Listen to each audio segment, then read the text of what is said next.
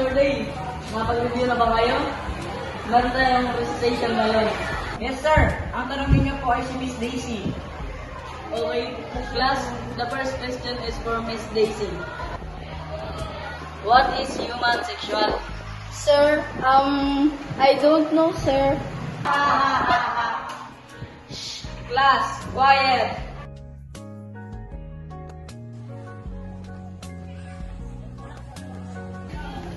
Daisy? Pwede bang makiupo?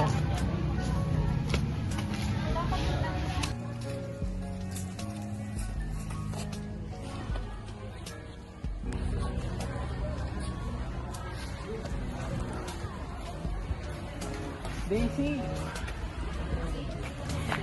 Bakit kasama mo si Daisy? pabayaan niyo na yun. Tara na, alis na tayo. Class, wala si Miss Daisy. Bakit kaya wala si Miss Daisy? Bakit mo tinatanong?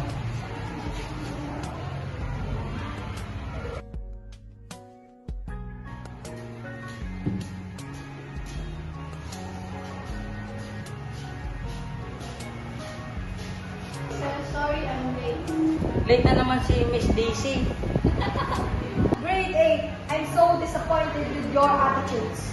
Nalaman ko na binubuli niyo si Miss Daisy and that was so disrespectful. Class dismiss.